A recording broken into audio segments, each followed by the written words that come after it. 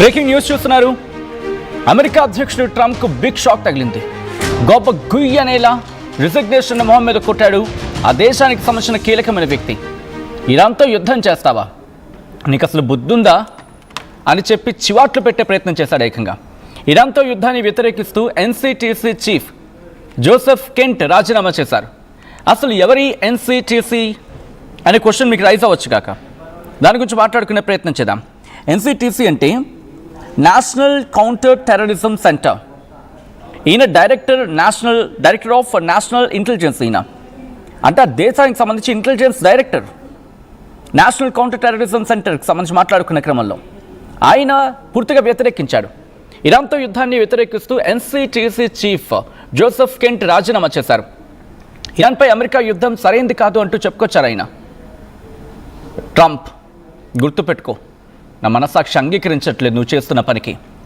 యుద్ధానికి మద్దతు ఇవ్వలేను, నేను రాజీనామా చేస్తున్నా. ఇరాన్తో అమెరికా తక్షణమే వచ్చే ప్రమాదం ఏముంది చెప్పు.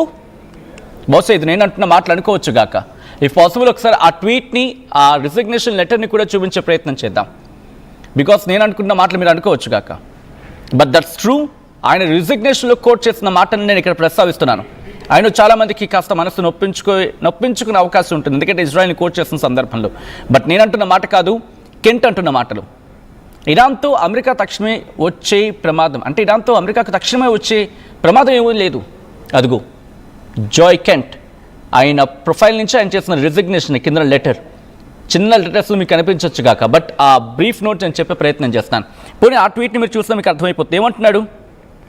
After much reflection, I have decided to resign from my position as director of the National Counter-Terrorism Center effective today.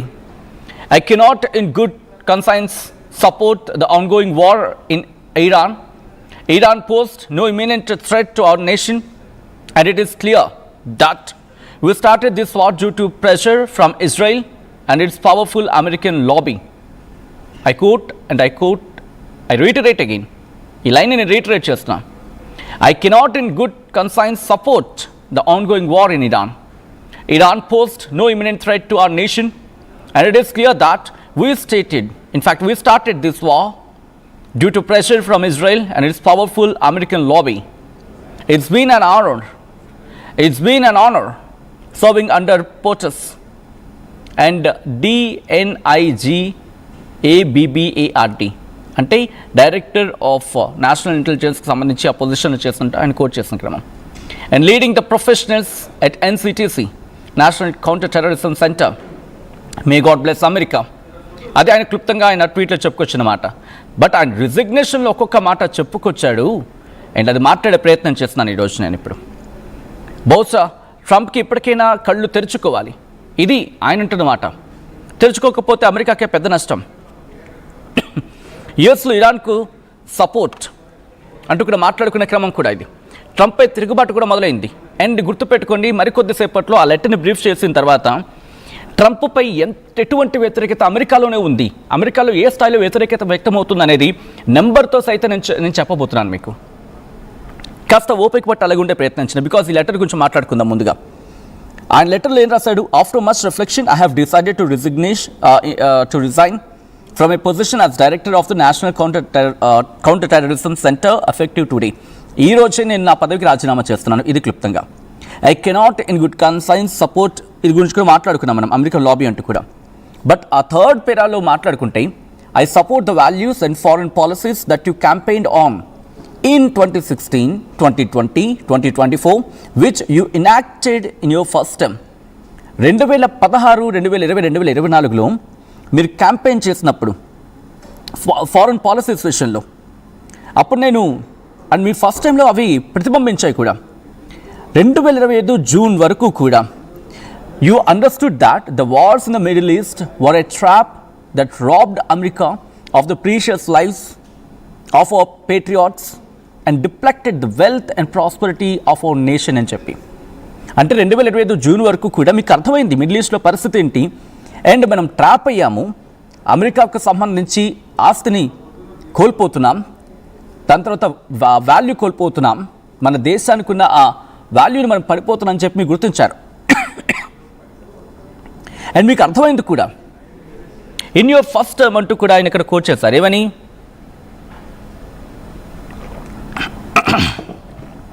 In your first administration, you understood better than any modern president how to decisively apply military power without getting us drawn into never-ending wars. You demonstrated this by killing Qasem Soleimani and by defeating ISIS. మీరు మీ first టర్మ్లో మీకు అర్థమైంది ఒక modern president ఎలా ఉండాలి అనేది. మీరు మీ military పవర్ను ఉపయోగించిన తీరు, నెవర్ ఎండింగ్ వార్స్ విషయంలో పడకుండా మీరు ప్రవర్తించిన తీరు, అండ్ మీకు అర్థమైంది అప్పుడు మీరు ఎలా ప్రవర్తించారో మీకు తెలుసు. అండ్ మీ డెమోన్స్ట్రేటెడ్ ఖాసిం సులేమానీని అండ్ అలాగే ఐసిస్ని అణగదొక్కడంలో అండ్ ఖాసిం సులేమానీని అంతమొందించడంలో దాన్ని మీరు డెమోన్స్ట్రేట్ చేశారు. అంటే ఆ ఫస్ట్ టర్మ్లో మీరు వాటిని ప్రతిబింబించేలా యాక్ట్ చేశారు, అక్కడ మీరు నడుచుకున్నారు. ఇప్పుడు ఆ ఫిఫ్త్ పేరా గురించి మాట్లాడుకుంటే ఇక్కడ అసలైన విషయం ఉంది. Early in this administration, high-ranking Israeli officials and influential members of the American media deployed a misinformation campaign that wholly undermined your America First platform and served pro-war sentiments to encourage a war with Iran. This echo chamber was used to deceive you into believing that Iran posed an imminent threat to the United States and that should you strike now, there was a clear path to a swift victory. This was a lie, and it is the same tactic that Israelis used to draw us into the disastrous Iraq war that cost our nation the lives of thousands of our best men and women. We cannot make this mistake again. అంటూ కూడా కాస్త strong words use చేశాడు ఆ పేరాలో. చాలా ఘాటైన పదాలే. ట్రంప్ని ఇంత ఘాటుగా ఇంత ఘాటుగా విమర్శించిన వాళ్ళు దట్టు కన్ఫైన్ టు సబ్జెక్ట్ అంటే ఈ వ్యక్తి ఏమంటున్నాడు చూడండి.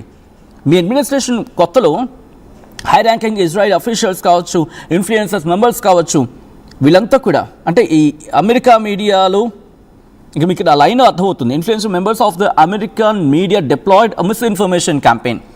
ఒక మిస్ఇన్ఫర్మేషన్ క్యాంపెయిన్ని వీళ్ళంతా కూడా కలగలిపి కూడగట్టి మీ మీద వదిలే ప్రయత్నం చేశారు. మీ అమెరికా ఫస్ట్ అనే దాని మీద పూర్తిగా తుంగలోకి తొక్కేలాగా అర్థం వచ్చేలా అని చెప్పుకొచ్చాడు. ప్రో వార్ సెంటిమెంట్ని ఎంకరేజ్ చేసేలాగా వీళ్ళు ప్రవర్తించారు. అండ్ ఛాంబర్లో దాంతోపాటు ఇదే అక్కడ బాగా ఎక్కువ అంటే ప్రతిబింబించింది కూడా. అండ్ అంటూని దిస్ వాజ్ అ లై. ఏమని? ఒక యుద్ధం చేస్తేనే మనం ముందుకు వెళ్ళగలిగాం. ఇక్కడ మీరు చూడొచ్చు, ఆ లైన్ మెన్షన్ చేయడం జరిగింది. And that you should strike now. There was a clear path to a swift victory. మీరు స్ట్రైక్ చేస్తే మీరు విజయం సాధించగలరు క్లియర్ అని చెప్పి వాళ్ళు చెప్పే ప్రయత్నం చేశారని చెప్పి. సో అలా అని చెప్తూ ఇంకా లాభం లేదు, మీరు మీ పద్ధతి మార్చుకోకపోతే కనుక పరిస్థితి ఇంకా దిగజారుతుంది, అమెరికా ఇంకా రోజు రోజుకి పడిపోతుందని చెప్పి ఏకంగా ఆ దేశానికి సంబంధించిన కీలకమైన వ్యక్తి, national counter terrorism centre director general ఆయన చెప్పుకోవచ్చుడంటే అర్థం చేసుకోవచ్చు. దాంతోపాటు ఇంకా మాట్లాడుకుంటే ఆ డీటెయిల్ ఇన్ఫర్మేషన్. ప్రస్తుతం అమెరికా ఇరాన్ మధ్య యుద్ధం మొదలై 14 రోజులు గడుస్తుంటే దీనిపై అనేక సర్వేలు అనేక రకాలైన అభిప్రాయాన్ని వ్యక్తం చేయడం జరుగుతోంది. 56% అమెరికన్లు ఇరాన్ సైనిక చర్యను వ్యతిరేకిస్తున్నారు. 75%, సుమారు 74 నుంచి 75% మంది గ్రౌండ్ ఫోర్స్ని దించడం, అసలు ఇరాన్కు తమ దేశ సైనికులు పంపకూడదని చెప్పి భావిస్తున్నారు. యుద్ధం వల్ల చమురు ధరలు పెరిగి ఆర్థిక వ్యవస్థ దెబ్బతింటోందని చెప్పి సామాన్యులు ఆందోళన వ్యక్తం చేస్తున్నారు. అండ్ ఈ డీటెయిల్గా మాట్లాడుకుంటే 56% మంది అమెరికన్లు ఇరాన్ సైనిక చర్యను వ్యతిరేకిస్తున్నారు. 74% మంది అమెరికా సైనికులను నేరుగా ఇరాన్ గడ్డపైకి పంపడాన్ని గట్టిగా వ్యతిరేకిస్తున్నారు. రిపబ్లికన్లే అంటే వాళ్ళ పార్టీలోని, డెమోక్రాట్లు కూడా కాదు, ఏకంగా డొనాల్డ్ ట్రంప్కి సంబంధించిన సొంత పార్టీ రిపబ్లికన్లోనే 85% మంది యుద్ధానికి మద్దతు ఇస్తూ ఉన్న సందర్భం. డెమోక్రాట్లలో 89% మంది వ్యతిరేకిస్తున్నారు. అంటే పూర్తి మద్దతు కూడా లేదు ఆయన పార్టీలో. ఇక ఆర్థిక విధానాలు, ధరల పెరుగుదల, 70% మంది ప్రజలు ట్రంప్ విధానాల వల్లే నిత్యావసర వస్తువుల ధరలు పెరుగుతున్నాయని చెప్పి భావిస్తున్నారు. 72% మంది ఓటర్లు ఈ టారిఫ్లు అమెరికా ఆర్థిక వ్యవస్థ